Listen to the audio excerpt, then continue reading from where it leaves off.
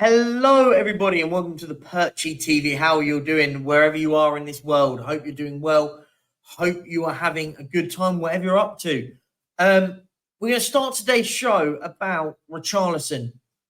What's happened to Richarlison? He was seen in tears after Brazil win 5-1 against Bolivia. He missed an absolute sitter in that game. And we're now seeing a player. Is there something that we need to be discussing a little bit more deeply than a player that is horrendously off form?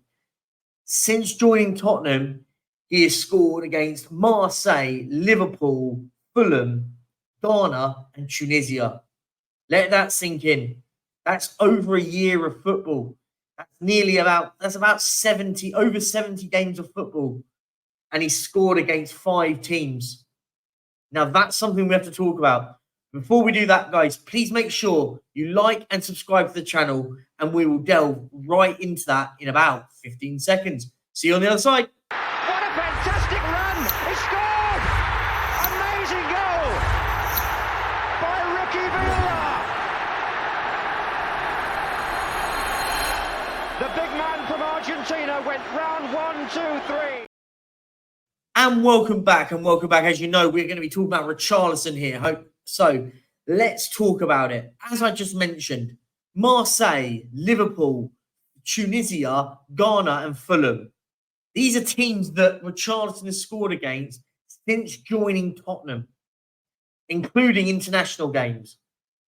Now, I'm very, very worried because I sit back and I read into that and I go, this is a player that is not just out of form. This is a player struggling massively. Is he struggling with the weight of the transfer fee? This is a player that has gone on transfer fees that are massive. He went on a big one when he joined from Watford to Everton. Heck, his one from Watford when he joined Watford wasn't cheap. Wasn't cheap at all. So this is where we all sort of delve into. What's going on with him? And Tottenham got a real dilemma here. Tottenham are in a real dilemma because it could be something deeper than just a player out of form. Is this deep-rooted? Is this something that maybe sports psychologists need to delve into with this guy? He doesn't look happy. He doesn't look happy, period. When his teams are winning, he doesn't look happy. He looks miserable.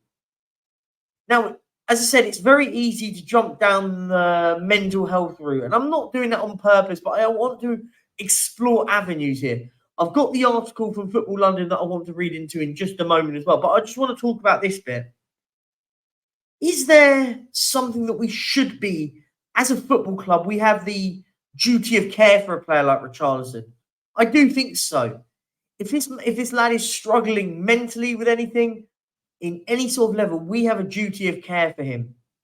And there's got to be something with that. Listen, I don't think he's an amazing football player. I don't think he's not a prolific goal scorer. We know that. We don't need to be sitting there on a YouTube video to discuss it. We know that he's not a great goal scorer, right? He's best in the Premier League doing 13 goals. It's not really prolific. I've seen midfielders get that sort of those good midfielders get that sort of standard. But have we, as I said, a duty of care for a player that looks like he's struggling? I don't think we should be playing him at all right now. I honestly don't think we should be playing him right now. And I'd be shocked if Postecoglou does pick him on Saturday. I'd be absolutely amazed if he picks him. Would you guys in the chat be concerned if they picked him? I think this lad needs to be taken out of the spotlight for a little bit. Taken out of the spotlight, given just some time to get his head around what's going on. Will he be on the bench? I think he will be. I genuinely think he will be on the bench. But for me, he needs to really get a goal, right? He needs a goal in the Premier League. He scored 1 Premier League goal for Tottenham. Played over 30 games. Terrifyingly bad.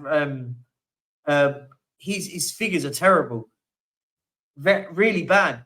1 goal against Liverpool. I mean, it's amazing, isn't it? He's taken his shirt off and celebrated more goals when offside. He's got more yellow cards for taking his shirt off and celebrating and scoring. This is a player that is an emotional player. Listen, there are countless moments where this I've seen him in tears. He was in tears in the Champions League game when he scored those 2 goals. Family in the stands. He was in tears then. He's a player that is very, very leaves his heart on his sleeve. Nothing wrong with that. Not a criticism at all. But is it too much right now? The question for you guys in the chat. Listen, park the Tottenham player for a second. Think of the human. Think of the human in this side. Should we be taking him out of the spotlight? Should we be keeping him at that side of it? Taking him out of that spotlight and pulling him aside and going, is everything all right, mate? Do you need some time? So I'm going to pull up the article just now, quickly, just now. So I'll pull this article quickly up.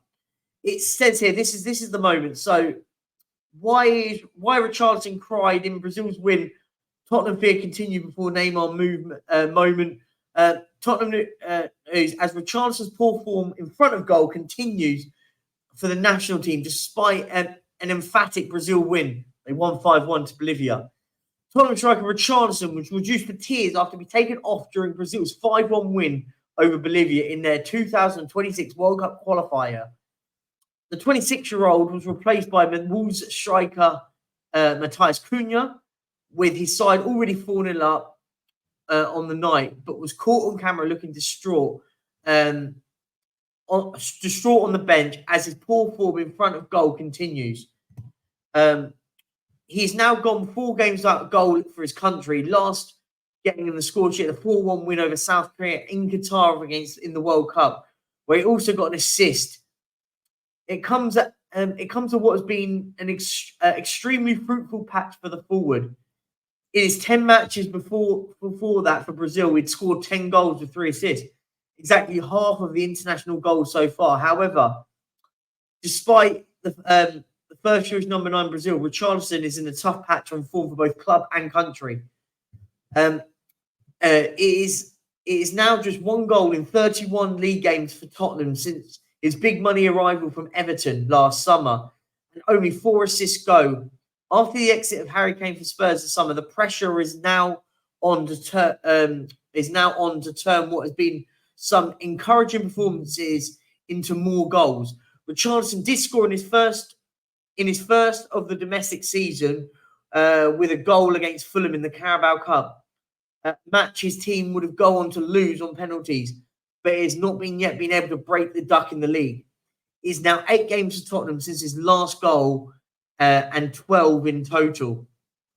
His confidence, which has slowly eroded over the past 12 months, looks as low as it can ever be, and that was on show once more in the first half of this game. At the first half, Drew's close. He was presented with a golden chance to get a goal after receiving a header just from outside 6-yard area. His first touch to take it away from 3 defenders around him was good, and the slick turn afterwards sold 2 players to create room for a shot. It's here that his composure failed through as Richarlison was able to lean back and fire over the bar with a free shot close to goal. His teammates would go on to avenge him, with Rafinha and Neymar, who scored twice to overtake Pele as the country's all-time top goal scorer, adding to the score in the second half. Richarlison, though, was disconsolate after being taken off interim boss Fernando Diniz.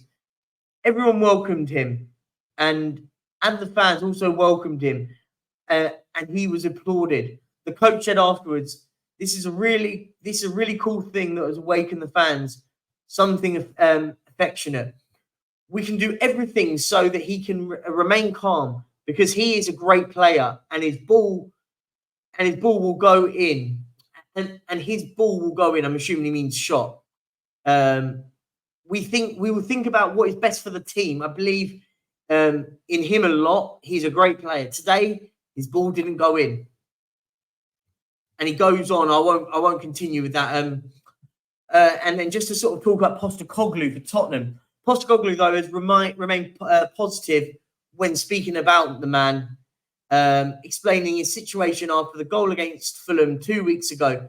I guess because everyone talks about it, and I'm not in Richie's head to really know how people feel. But I guess it stops people talking about the fact that he didn't score, the Australian said.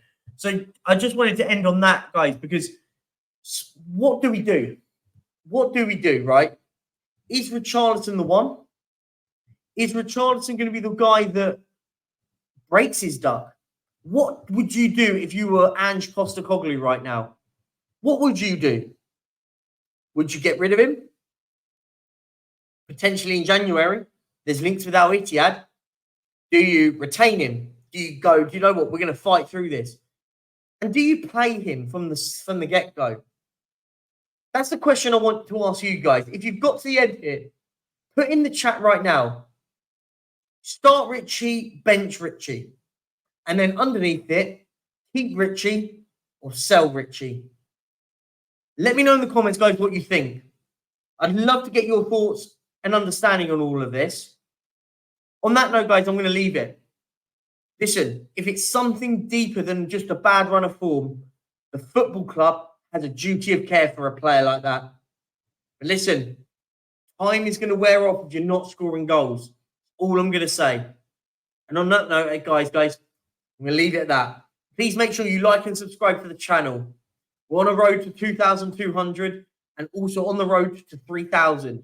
Come on, guys, smash the likes. Please subscribe if you're new around here. And I'm going to leave you with a former Tottenham goal scorer. Peace out. And here's Kane! He sits on Tottenham's loftiest perch, beyond even the great Greaves. Spurs' most lavish scorer of all